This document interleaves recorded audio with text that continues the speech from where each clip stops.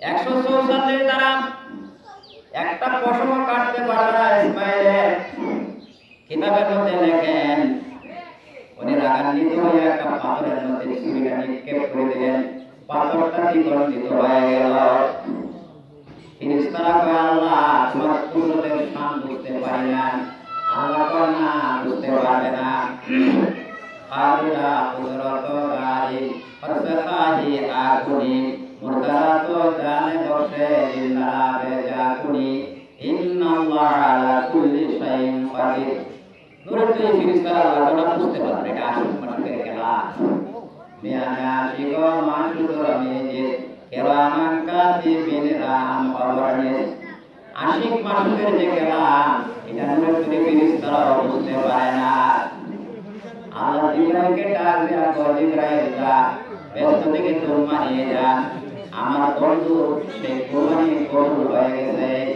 লম্বা নিয়ে আসলেন, কত বড় জজমানি জিনিসটি কোরবানি করেন। এই জন্য কিতাবের মধ্যে লেখেন যে আমরা যে কোরবানি করবো জজমা রাখতে হবে।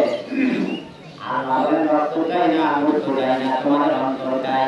তোমরা কোন অন্তর নিয়ে আমি আল্লাহ রাস্তায় কোরবানি করতেছ? আল্লাহ গোশত তুলে নেবা, ফিতে মেজা রাখিয়ে এক বছর বন্ধ খাইবা, দুটো তো খাইবা, এটি আপনার সত্য বর্ণনা হয়।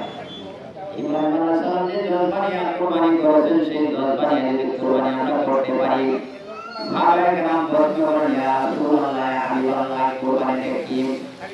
আল্লাহর হাবিব বলেন সাহাবায়ে কেরাম এটাতে তোমাদের পিতাই কোরবানি মেরে কাজ সুন্নাত। সাহাবায়ে কেরাম বলেন আমরা কোরবানি করে আমাদের লাভ কি হবে, উপকার কি হবে? রাসূল বলেন তুমি বিশুদ্ধ অন্তর নিয়ে যদি ইব্রাহিম আলাইহিস সালাম যেভাবে যে জজমানি কোরবানি করেছেন এইভাবে করতে পারো, প্রতিটা পশুর পরিবর্তে একটা করে নেকি লাভ করতে পারবে। যেমন পরিবর্তন করা আছে, যেমন কত পরিবর্তন করা হইব জবর আগে করতে আল্লাহ তোমার উদ্দেশ্যে ইবাদত মনে করে আমি কোরবানি করব। এটা ইবাদত, ইবাদত করতে হবে আল্লাহ পাকের উদ্দেশ্যে, রেজা মাওলা আল্লাহ পাকের নৈকট্য লাভের উদ্দেশ্যে আপনি কোরবানি করতে হবে।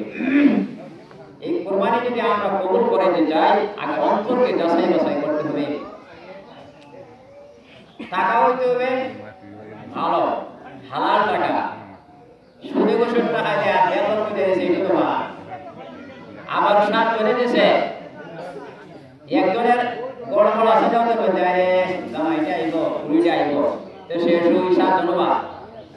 এই জন্য কোরবানি কবুল হওয়ার জন্য শর্ত হলো আপনার নিয়ত থাকে যাচাই বাছাই করতে হবে। নিয়ত মানে ইচ্ছা, ইরাদা। আপনার ইরাদাটা কি? একমাত্র ইরাদা থাকতে হবে যে ইবাদত আমি ওয়াজিব মনে করে সেই কোরবানি করতেছি, আল্লাহ পাকের দরবারে আমার কোরবানি যদি আল্লাহ কবুল করে নেন, মঞ্জুর করে নেন, এই জন্য নিয়তটাকে যাচাই বাছাই করতে হবে। আমরা 2 রাকাত ঈদুল আজহার নামাজ পড়ব, আজকে সূর্য উদয়ের 10 মিনিট পর থেকে ওয়াক্ত শুরু হয়ে যায়, দুপুরের আগ পর্যন্ত পড়া যাবে। কিন্তু আমরা যে টাইম দিলাম এই টাইম মতো তো আমরা আসতেছি না। তার মধ্যে মানুষ সচেতন, এরা সূর্য 10 মিনিট পর থেকে 7টা-8টার দিকে জমা শুরু হয়ে যায়। আমরা গ্রাম অঞ্চলের মানুষ আমরা টাইম আনতে পারি না, জমা শুরু হয়ে গেছে আর দেখা যায় কজন আইতেছে।